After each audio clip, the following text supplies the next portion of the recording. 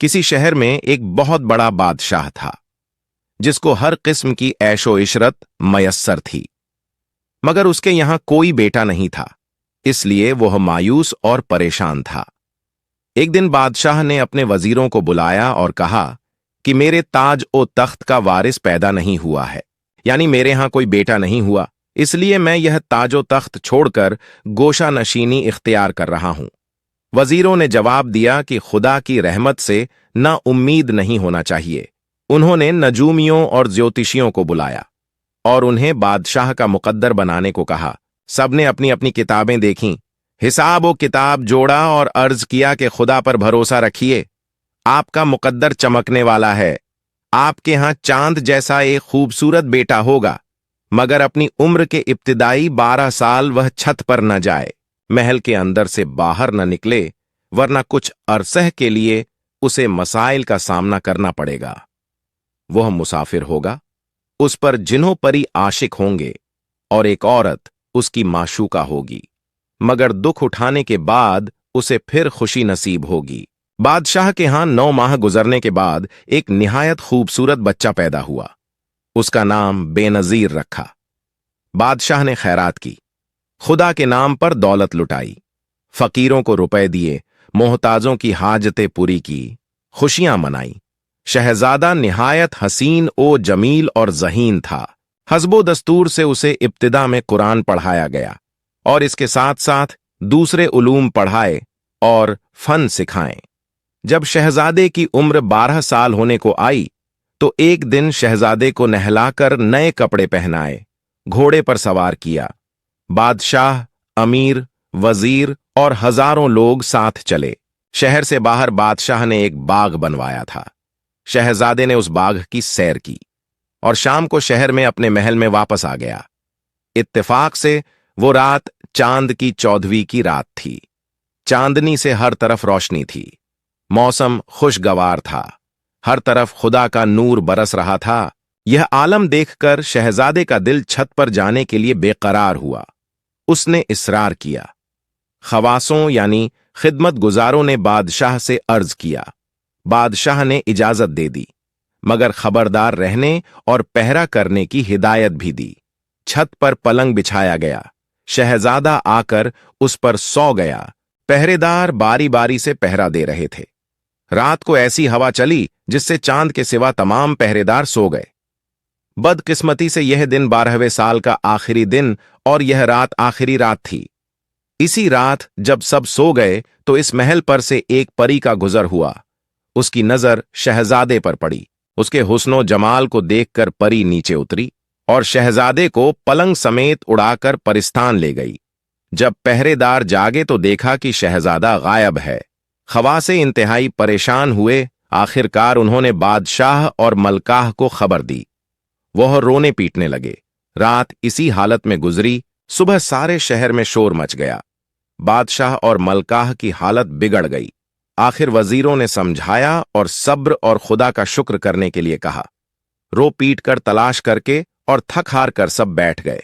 जब परी ने शहजादे को उड़ाया तो सीधा ले जाकर परिस्तान में उतारा। वहां एक निहायत खूबसूरत बाग में रखा, जहां न सर्दी थी न गर्मी थी, न आग का खतरा था न बारिश का डर था। तरह तरह के फूल थे। इत्तेफाक से जब शहजादा जागा तो उसने अपने आप को एक अजनबी मुकाम पर और अजनबी लोगों में पाया। शहजादे को यह देखकर ताज्जुब हुआ। उसने देखा तो सिरहाने एक निहायत हसीनो जमील परी को खड़े पाया। शहजादे ने पूछा, तू कौन है और मुझे यहां कौन लाया है?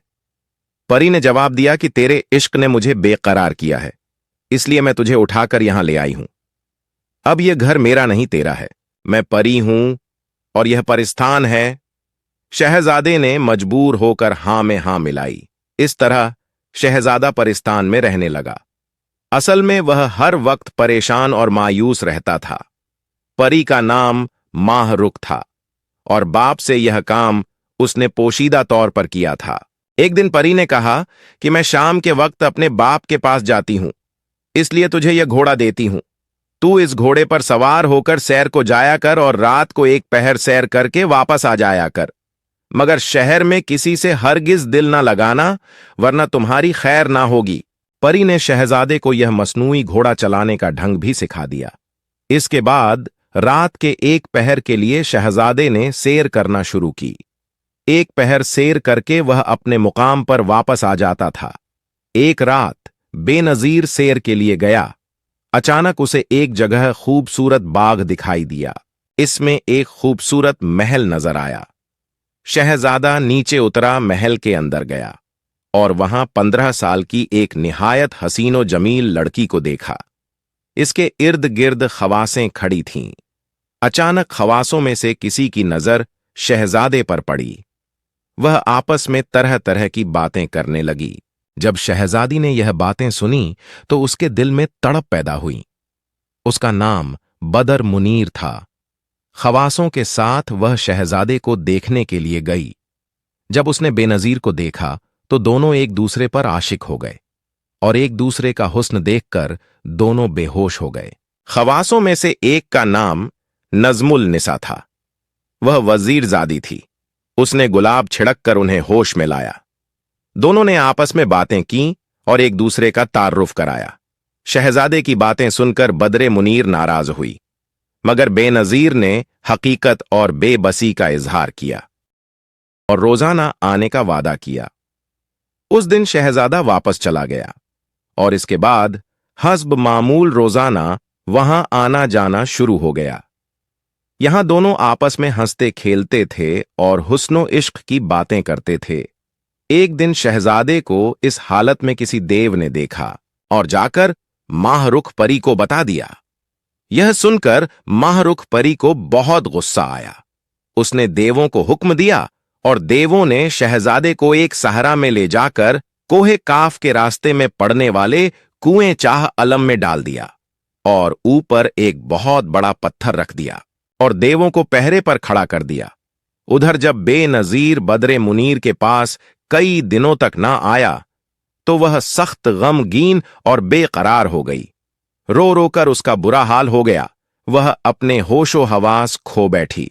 उसको खाने पीने, पहनने और हार सिंगार करने का होश ना रहा। बदर मुनीर का यह हाल देखकर वजीरजादी नजमुल निसा ने कहा कि परदेसियों से इस तरह दिल लगाना अच्छा नहीं होता। हो सकता है शहजादा आपको धोखा दे गया हो। बदरे मुनीर ने जवाब दिया कि खुदा ही जानता है, मगर मुझे यकीन है कि शहजादा धोखेबाज नहीं है।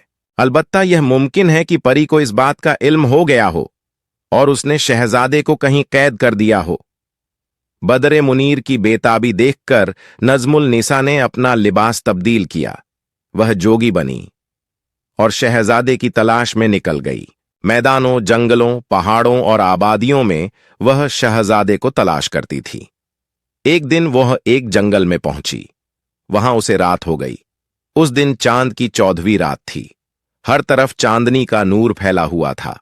वह एक जगह बैठकर बीन बजाने लगी। इत्तेफाक से उस रात वहां से जिनों के बादशाह के बेटे फिरोज शाह का गुजर हुआ, जिसकी उम्र 20 साल थी।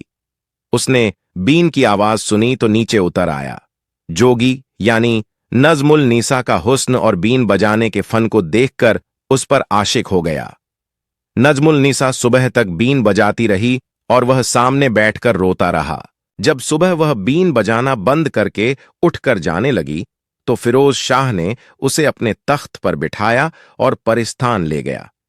वहां उसे रहने के लिए अलग मुकाम दिया। किसी न किसी काम के बहाने वह हर रोज जोगी नजमुल निसा के पास आता था और उससे बीन सुन सुनकर रोता था। आखिर आजिज होकर उसने परी से अपना इश्क बयान किया।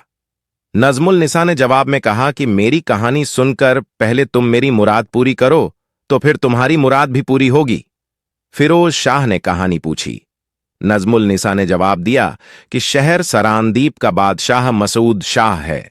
उसकी एक बेटी है जो निहायत खूबसूरत है और उसका नाम बदरे मुनीर है। वह शहजादे बेनजीर पर आशिक है, लेकिन माहरुख परी भी उस पर आशिक है। परी को जब इल्म हुआ तो उसने शहजादे को कहीं फेंक दिया है। मैं उसकी तलाश में हूं। उसकी तलाश करने में मेरी मदद करें, फिर आपकी मुराद पूरी करूंगी। यह सुनकर फिरोज शाह ने तमाम देवों को बुलाया। और शहजादे को ढूंढने का हुक्म दिया। यह हुक्म पाकर तमाम देव तलाश के लिए निकल गए। अचानक एक देव का एक जगह से गुजर हुआ। उसे एक कुएं से रोने की आवाज आई। एक ताकतवर देव ने कुएं से पत्थर उठाया और शहजादे को निकालकर फिरोज शाह के पास पहुंचा दिया। नजमुल निसा अपने मकसद में कामयाब हुई और फिरोज शाह ने शहजादे को तख्त पर बिठाया और बदरे मुनीर के पास पहुंचा। उसे तमाम सरगुज़श्त सुनाई। दोनों खूब रोए। इसके बाद खाना खाया और दोनों अलग अलग ख्वाबगाह में चले गए। इस तरह वह चारों बहुत देर तक ऐशो इशरत करते रहे। आखिर फैसला किया कि इस तरह छुपकर रहना अच्छा नहीं है। बेहतर यह है कि हम अपने वालदेन से अपने अपने मकसद का इजहार करें। हो सकता है खुदा हमारी मदद करे और हम अपने मकसद में कामयाब हों। ये मशवरा करके बदरे मुनीर और नजमुल निसा अपने अपने वालदेन के पास चली गई।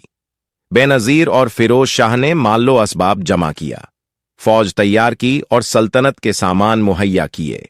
फिर उसी जगह आए और वहां के बादशाह मसूद शाह को खत लिखा कि मैं एक शहजादा हूं, मेरा मुकद्दर मुझे यहां ले आया है, आप मुझे अपनी गुलामी में रख लें। बादशाह खत पढ़कर मुतासिर हुआ और रिश्ता मंजूर कर लिया। शादी की तारीख मुकर्रर हुई। साझो सामान तैयार किया और बड़ी धूमधाम से बदरे मुनीर और बेनजीर की शादी हुई। दोनों खुशी से रहने लगे। इसके बाद बेनजीर रिश्ता लेकर नजमुल निसा के बाप के पास गया और फिरोज शाह को अपना भाई बताकर रिश्ता मांगा। वह रजामंद हो गया। शादी की तारीख मुकर्रर हुई। माल्लो असबाब जमा किए और नजमुल निसा और फिरोज शाह की शादी बड़ी धूमधाम से हुई। बेनजीर और बदरे मुनीर भी इजाजत लेकर अपने वतन चले गए। अपने शहर के पास पहुंचकर खेमे लगाएं और वहां रहने लगे। लोगों ने उनसे दरियाफ्त किया तो मालूम हुआ कि जो शहजादा गायब हुआ था वह आ गया है। यह सुनकर मां बाप नंगे पांव आए, बेटे को गले से लगाया और खूब रोए। फिर बेनजीर और बदरे मुनीर को अपने महल में ले गए। खुदा का शुक्र अदा किया और खुशियां मनाई। घर में रौनक हो गई। मां बाप की ख्वाहिश थी कि बेनजीर की शादी अपने हाथों से करें, इसलिए उन्होंने बेनजीर और बदरे मुनीर की शादी दोबारा कराई और खुशियां मनाई। खुदा का शुक्र अदा किया। इस तरह बिछड़े हुए मिले और उजड़ा हुआ बाग खुदा के फजल से फिर से हरा भरा हो गया।